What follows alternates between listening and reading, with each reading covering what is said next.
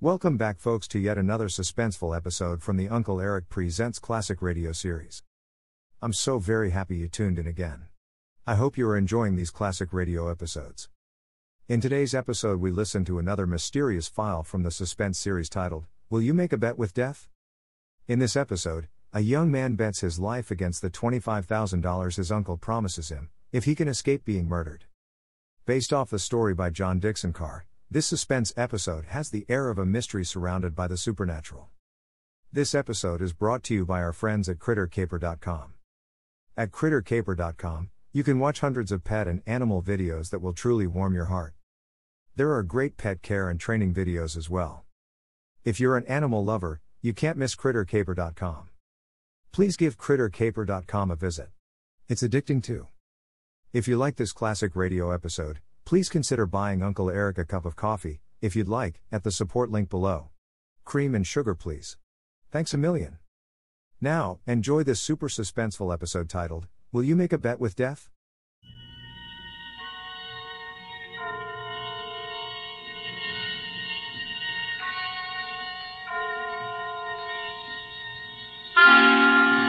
Suspense.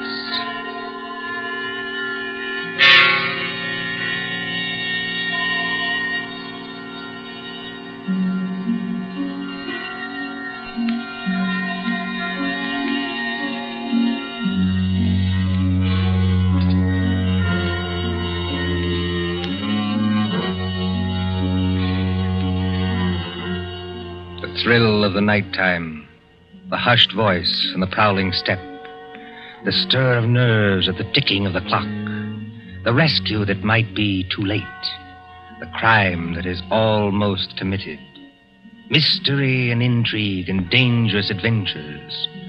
We invite you to enjoy stories that keep you in suspense.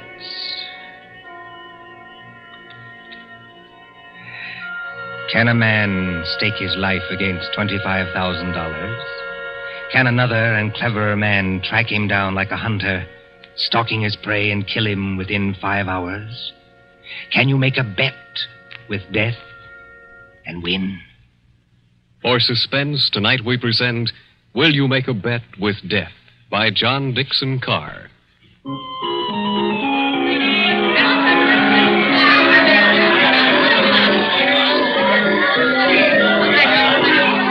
Coney Island on a summer day. There's the beach, bright colored with bathing suits. There's the boardwalk, all straw hats and summer dresses. There's the Ferris wheel and the roller coasters. There is all humanity eating hot dogs and having a good time. And over there, beyond that souvenir shop, is the haunted mill. You get into a little boat. You float through a narrow tunnel into the dark while witches scream. But that fools nobody, does it? There couldn't be any real terror, could there?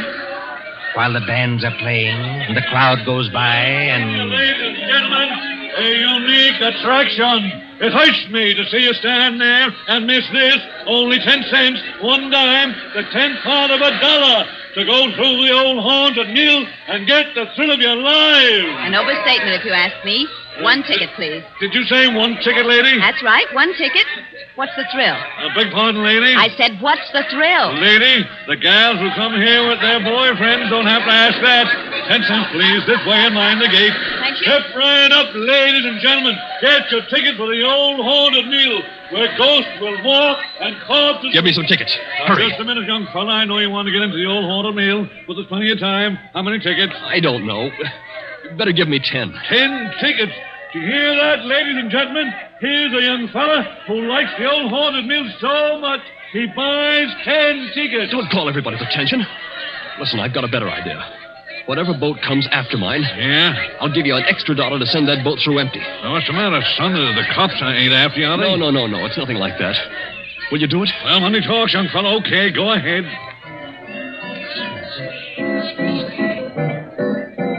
Isn't there an empty boat here? Well, really?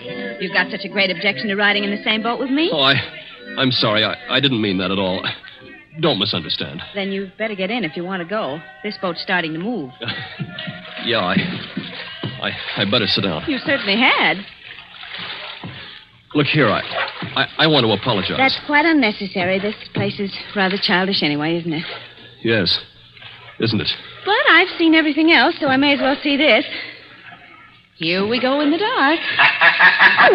What was that? One of the ghosts, I imagine, from a machine. It sounded like him laughing. There isn't anybody in the boat behind us, is there?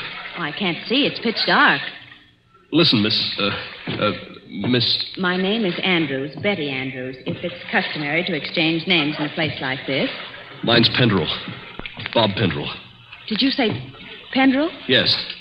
Do you know it? Oh, no, not exactly. It's an unusual name, that's all.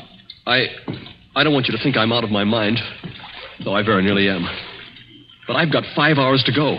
It's just 5 hours.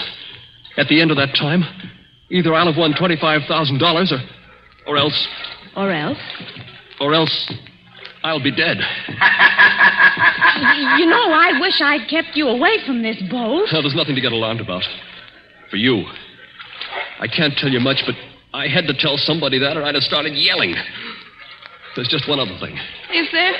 In these places, they've usually got little dim-lighted rooms along the way. Yes, exhibits. Boats and things. Yes. Well, when we come to one, I'm going to get out of this boat and hide there. Just don't get alarmed, and don't tell anybody when you go out. But why should you do that? I think I see a light ahead. Well, there is a light, but... Dim, too. That's all but the good. It's... Yes? We're coming around the corner. Look, I'm going to have company when I get off. A waxed dead man on a pile of straw. Oh, I hope I can stand these noises. Goodbye, Betty Andrews. I wish we'd met at a different time. Mind the boat! Here, what are you doing? Getting out, too? Don't be an idiot. What's the idea? You need looking after, Mr. Pendrell. And if we must hide, I suppose this is as good a place as any. I won't have it. Quick. There'll be more boats along. Over behind that dead man on the straw. He'll hide us. Hurry. Well... Now, Mr. Pendrell, in the queerest place I ever get into, please tell me what this is all about. I can't tell you. You said it yourself. If you don't tell somebody, you'll go crazy. Maybe you're right. It's against the strict terms of the bet. But this is the last day. And I tell you, I can't hold out any longer. Lower your voice. There's a boat coming.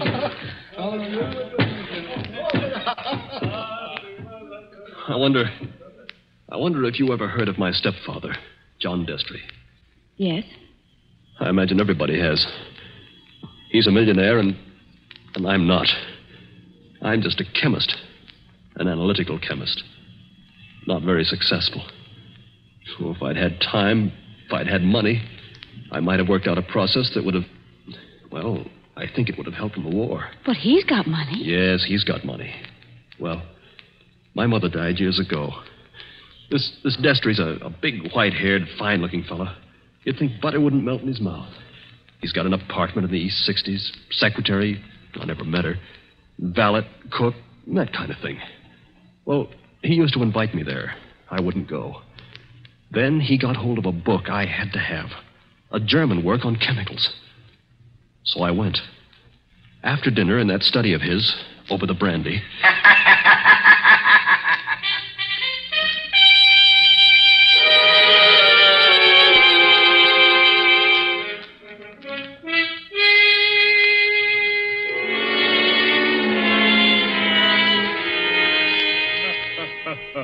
Oh, my dear Robert, you're quite welcome to the book. Don't mention it.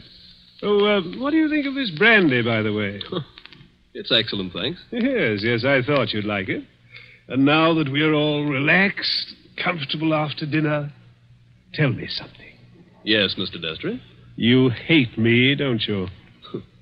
Frankly, I do. And always have. Good.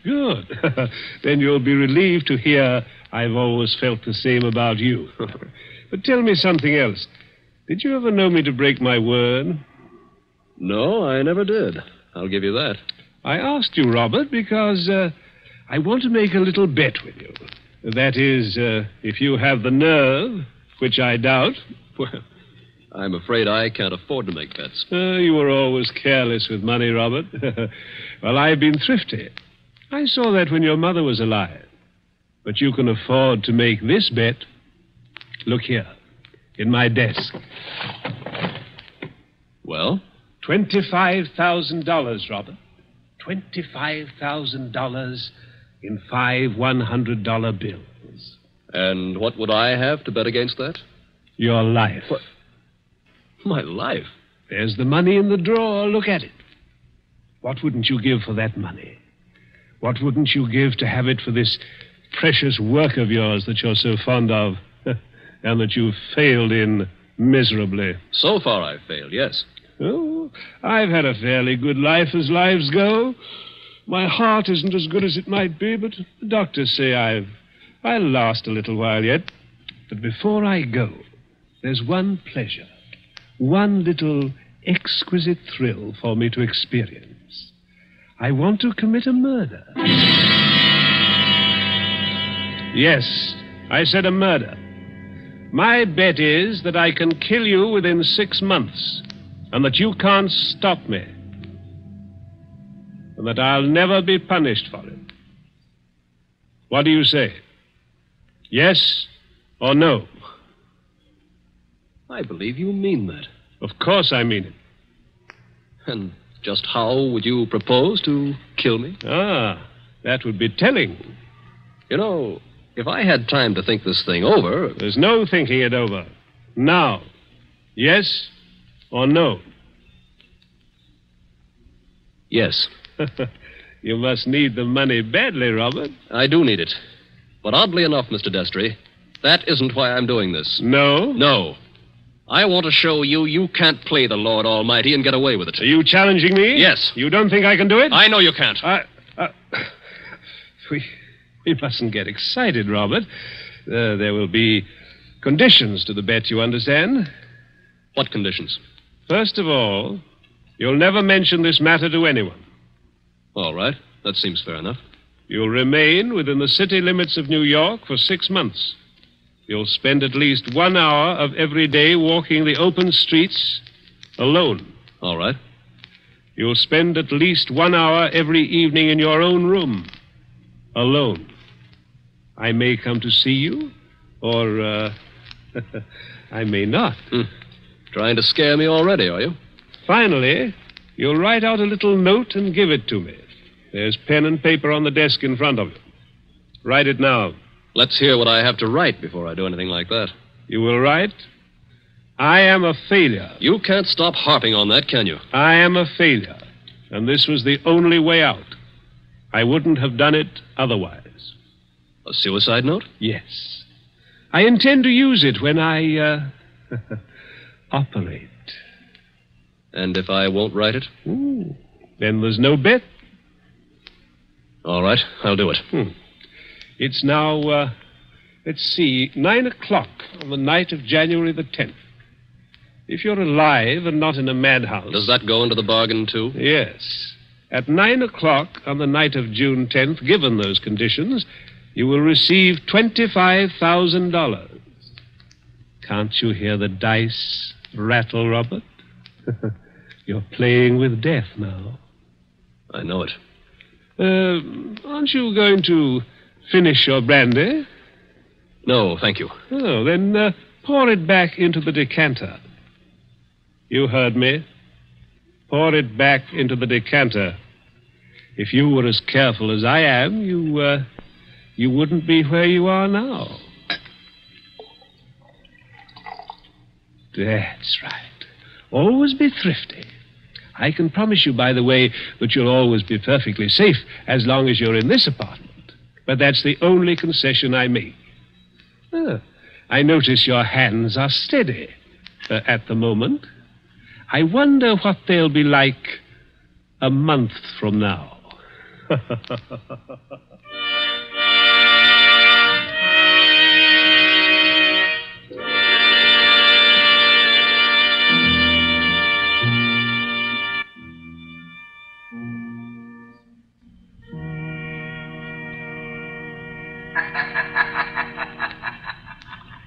So you were fool enough to make a bet with John Destry. Listen, Betty. I want to tell you what else happened the same night. I got on a Fifth Avenue bus and started to look through that book that Destry gave me. It was a book that I wanted about poisons.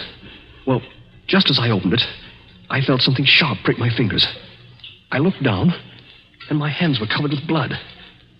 He had sewn safety razor blades in a line down the inside edge of the cover. Oh, no. Yeah. A little white card fell out of the book, and I read it. It said, "See how easy it is to take you off guard? Those razor blades aren't poisoned, but they might have been. Take warning." Betty, that was 6 months ago. 6 months less 5 hours of careful, refined torture. And now, I've got only 5 hours to go. What's he done in the meantime? Nothing. Nothing. I don't understand. Nothing at all. That's the cleverness of it. He's left me waiting. Expecting something. Expecting it every hour of the day or night.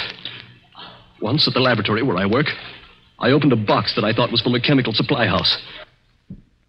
And a Mexican tarantula, one of those furry spiders about as big as your fist, ran out across my hand. It was a toy tarantula.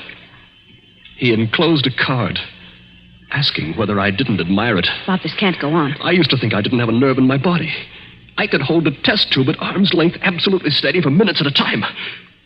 Now look at me. Don't, please, don't. But the waiting's almost over now. Walking the streets, wondering who's behind you. Sitting alone at night, listening for every step on the stair. He's got very little time left now, and he's got to do something.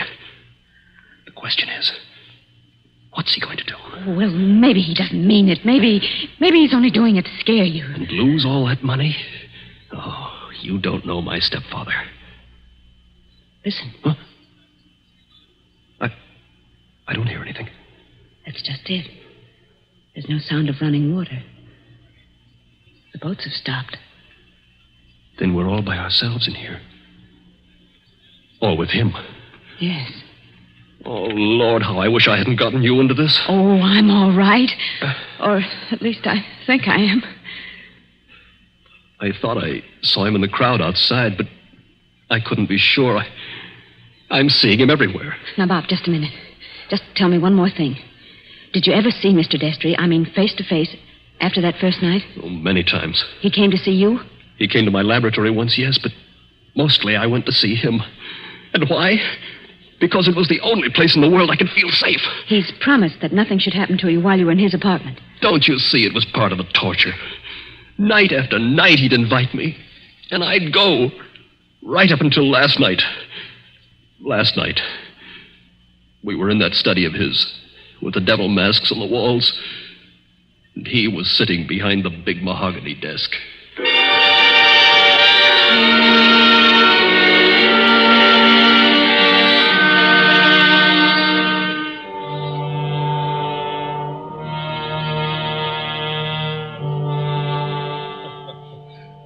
My dear Robert, I'm pleased and even touched to have you here on the last night before you...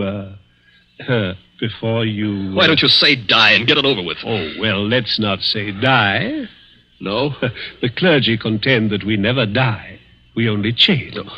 Now, let that be a consolation for you. Must you be going so early? There's that 1 hour at home rule to our bet, if you remember. I remember. You're keeping to the rule. Yes, and I mean to beat you at this if it's the last thing I ever do. The last thing I ever do. That's an unfortunate choice of phrase, Robert. My boy, you haven't a chance. Something's going to happen to you within the next 24 hours when you least expect it. Will you answer me one question? If I choose. Have you decided how you mean to kill me? I decided that 6 months ago. And you still think you can get away with it? It's a method which has never been known to fail. I give you my word of honor on that. Is it sudden? Yes, and no. Wouldn't you like to know what it is? Good night, Mr. Destry. I think I'd better be leaving. No, my dear boy, you mustn't go yet. Sit down. Pour yourself a glass of brandy. No, thanks. Then perhaps you wouldn't mind pouring me a little. My doctor allows brandy, though I'm forbidden spirits. I notice your hands are shaking quite a good deal. They weren't like that 6 months ago, were they? No. You were full of confidence then. Oh. And it grieves me to see you waste tobacco by lighting a cigarette and putting it out immediately. Oh, it's no use lying to you. But I'm going to beat you just the same. You wouldn't like to back out now? After what I've been through, You'd still have your life? I'll keep it, thanks. That's very unwise of you, Robert. Still, you must decide. Oh, I was expecting my secretary a little later to dictate some letters. But now, I think I'll leave her a message that I've gone to bed and turn in myself. Tomorrow is likely to prove an interesting day for both of us. Here's your hat, here's your briefcase, and let me wish you a fond, peaceful, and happy good night.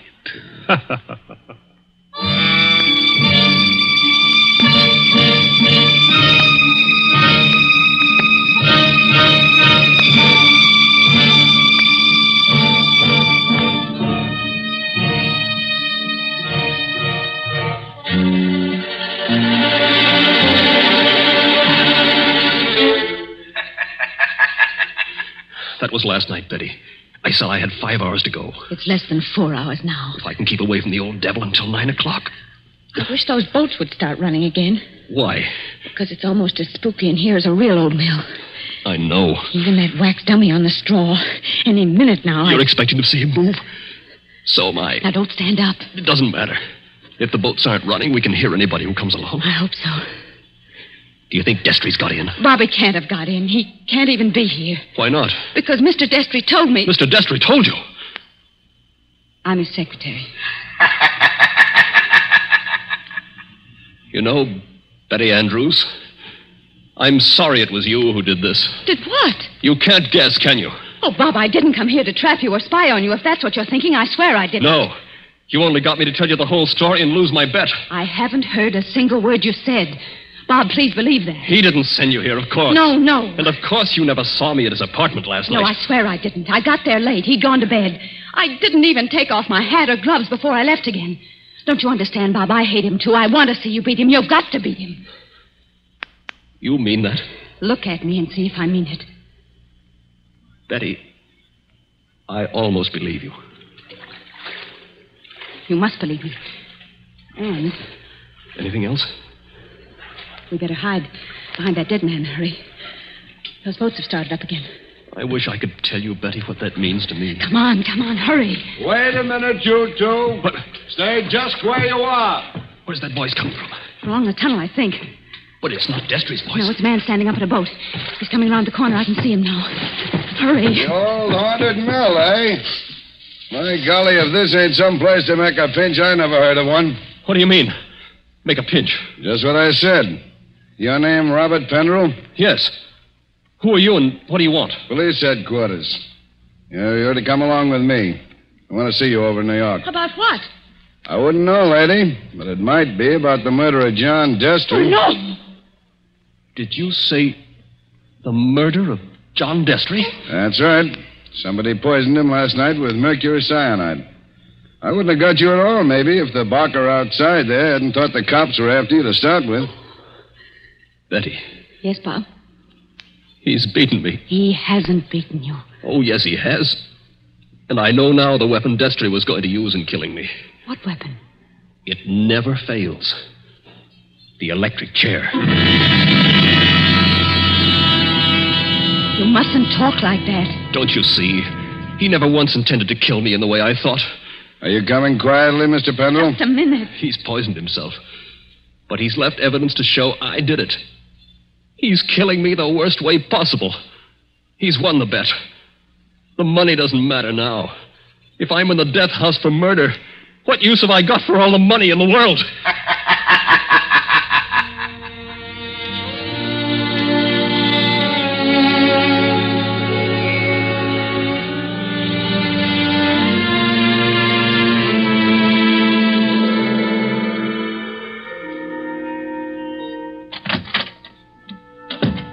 Penderell, let me introduce myself. My name's Mullen, Inspector Mullen.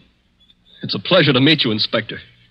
It's a pleasure to be safe again. I've had you brought here to my office for a little quiet talk.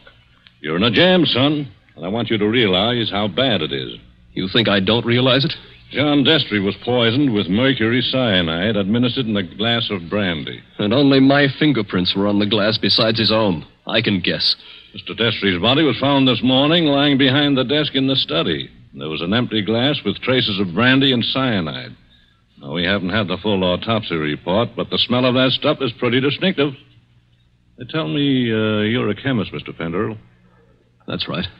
The boys find that 8 grains of mercury cyanide are missing from your laboratory. Where he visited me a month ago. And in your briefcase, which you took away from his apartment last night... He handed it to me. I remember. We found over $1,000 in cash. Now, take a look at this note. Did you ever see it before? Well, yes. I wrote it. You admit that? Yes. It says, I was a failure, and this was the only way out. I wouldn't have done it otherwise. Where did you find it? Torn up in little bits. You started to write a confession, and then you couldn't face the consequences. But you shouldn't have left the pieces behind. You're infinite, my boy. Unless... Unless what? Now, if you'd like to confess here and now, and maybe we did a little deal about second-degree murder... Oh, Inspector, why bother to string me along? What do you mean, string you along? There's no second-degree murder on a poison charge. It's the death house or nothing. He saw to that. It's too bad you had to go and kill him, son. Didn't you know he had an aneurysm? A what? Fatal heart disease. He said that he had heart trouble, but... Heart trouble? His doctor says he couldn't have lived 8 or 10 months anyway. And you might have got something in the will. So that's why he did it. Did what? Killed himself. You still stick to that crazy story you told the boy? He's going to kill me, isn't he? With 3,000 volts of electricity. Inspector Mullen. What are you doing here, Sergeant? Didn't I say I wasn't to be disturbed? All the same, Inspector, I thought I'd better do it. There's a young lady here, a Miss Betty Andrews. I think you'd better see her. I'll see her when I'm good and ready. And I think you'd better see her, Inspector. We've just heard from Mr. Destry's lawyer. Well? He said that young fellow there, Mr. Penderell, inherits $25,000 in Mr. Destry's new will. Did you hear that, son? Do you see what you'd have gotten if you hadn't gone and killed him? He was keeping his promise, that's all. And a fine lot of good it'll do me now. But look, Inspector, I've just talked to the medical examiner, and he says there's no poison in Mr. Destry's body. Say that again? There's no poison in the old man's body. Somebody's kidding you.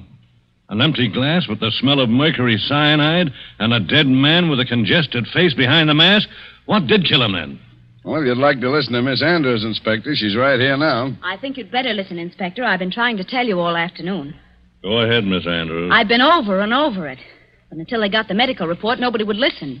Can you tell us what killed John Destry? Yes. Poison killed him. But the sergeant's just been saying there was no poison in the body. Inspector, will you listen? I was at Mr. Destry's apartment late last night. Well, so what? You didn't kill him, did you? The servant said he'd gone to bed. So I looked into the study to see if there were any instructions. Was Mr. Destry dead then? I don't know. I couldn't see his body because it was hidden behind the desk. I didn't even learn he was dead until late this afternoon. But I did see a full glass of brandy. A full glass, did you say? Yes. So I picked up the glass and poured the brandy back into the decanter. That's what he always made us do. And I didn't leave any fingerprints because I was still wearing my gloves. And that was the same glass you later found empty. But you still are not telling us what was the poison that killed John Destry. It was the poison in his own system. He worked out this plot to convict Bob Pendrell. Only just as he stretched out his hand to drink the cyanide... Inspector, I think I see it. It was his last great hour. He couldn't resist such gloating as he'd never known before. That's it. His heart wouldn't stand it, and he fell dead behind the desk. And I think, if you study the expression on his face, you'll find he died laughing.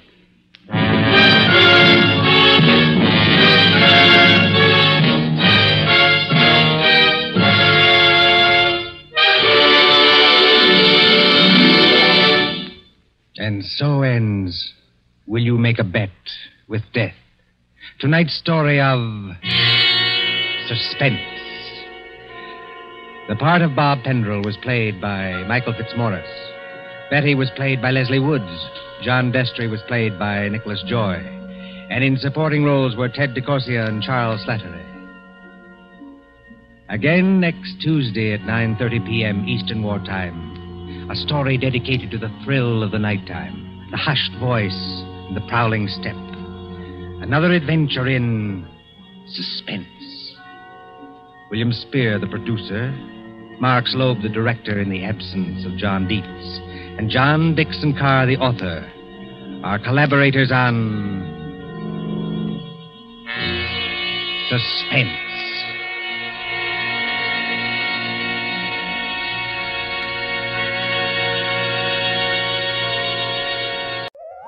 I hope you enjoyed this latest Uncle Eric Presents episode. Stay tuned for the next exciting episode. Please check back often and make sure to subscribe to my podcast so you won't miss the new exciting episodes. In the meantime, scroll up or down to find other exciting episodes to listen to. Don't forget to visit UncleEric.com to see and listen to all the program categories and episodes. There are also hundreds of the old classic crime and detective television show episodes you can watch as well. They're a hoot to watch. That's UncleEric.com.